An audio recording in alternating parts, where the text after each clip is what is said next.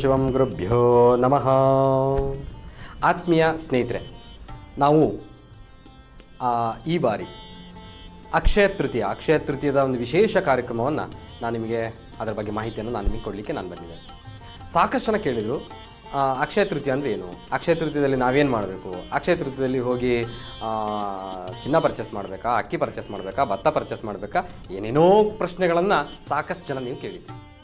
ಹಾಗಾಗಿ ಅದರ ವಿಚಾರವನ್ನು ನಿಮ್ಮೊಟ್ಟಿಗೆ ನಾನು ಒಂದು ವಿಸ್ತಾರವಾಗಿ ಒಂದು 3-4 ವೀಡಿಯೋಸ್ ಇದೆ, ಅದನ್ನು ಸಂಪೂರ್ಣವಾಗಿ ನೀವು ಗಮನಿಸ್ತಾ ಬನ್ನಿ. ಅಕ್ಷಯ ತೃತೀಯವನ್ನು ನೀವು ನಮ್ಮ ಪೂರ್ವಜರು ಯಾವ ರೀತಿ ಮಾಡ್ತಾಯಿದ್ರು, ನಾವೇನು ಮಾಡ್ತಾ ಇದ್ದೀವಿ, ನಮ್ಮ ಮುಂದಿನ ಪೀಳಿಗೆ ಏನು ಮಾಡ್ಬೋದು, ಇವಿಷ್ಟು ನಿಮಗೆ ಅರ್ಥ ಆಯಿತು ಅಂತ ಹೇಳಿದ್ರೆ ಖಂಡಿತ ನೀವು ಈ ಅಕ್ಷಯ ತೃತೀಯವನ್ನು ಯಶಸ್ವಿಯಾಗಿ ಹಾಗೂ ಲಾಭದಾಯಕವಾಗಿ ನೀವು ಈ ಕಾರ್ಯಕ್ರಮವನ್ನು ಅಥವಾ ಈ ಒಂದು ವ್ರತವನ್ನು ಅಥವಾ ಈ ಒಂದು ಹಬ್ಬವನ್ನು ನೀವು ಯಶಸ್ವಿಯಾಗಿ ಆಚರಿಸ್ತೀವಿ. ಹಾಗಾದರೆ ಈ ಅಕ್ಷಯ ತೃತೀಯ ಅಂದರೆ ಏನು? ಅಕ್ಷಯ ಅಂದರೆ ಖಾಲಿಯಾಗದ್ದು, ನಾಶವಾಗದ್ದು ಅಂತ ಅರ್ಥ. ಹಾಗಾದರೆ ಯಾವುದು ನಾಶವಾಗದ್ದು, ಯಾವುದು ವೃದ್ಧಿ ಆಗುವಂಥದ್ದು, ಇದೆಲ್ಲದನ್ನು ನಾವು ಗಮನಿಸ್ತಾ ಹೋದರೆ ನಿಮಗೆ ಅದಷ್ಟೊಂದು ಸಿಗುತ್ತೆ.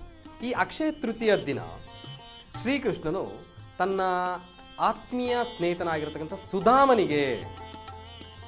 ಸುಧಾಮನಿಗೆ ಒಂದು ವಿಶೇಷವಾಗಿರ್ತಕ್ಕಂತಹ ಸತ್ಕಾರವನ್ನು ಮಾಡಿರ್ತಕ್ಕಂಥ ಇದೇ ಅಕ್ಷಯ ತೃತೀಯ ದಿನ ದ್ರೌಪದಿಯು ವಸ್ತ್ರಾಪರಣ ಆದಂಥ ದಿನದಿಂದ ಅದೇ ಶ್ರೀಕೃಷ್ಣ ಪರಮಾತ್ಮನು ಆ ದ್ರೌಪದಿಗೆ ಸೀರೆಯನ್ನು ಕೊಟ್ಟಂತಹ ದಿನ, ಯುಧಿಷ್ಠಿರನಿಗೆ ಅಕ್ಷಯ ಪಾತ್ರೆ ಸಿಕ್ಕಿದ ದಿನ.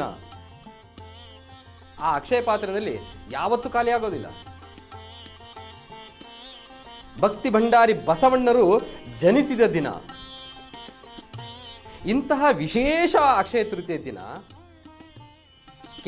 ಕೆಲವೊಂದು ವರ್ಗ ಮಾತ್ರ ಆ ಹಬ್ಬವನ್ನು ಅತ್ಯಂತ ಯಶಸ್ವಿಯಾಗಿ ಮಾಡಿ ಅವರು ಇನ್ನೊಂದು ಹಂತಕ್ಕೆ ಹೋಗ್ತಾರೆ. ಯಾಕೆದು?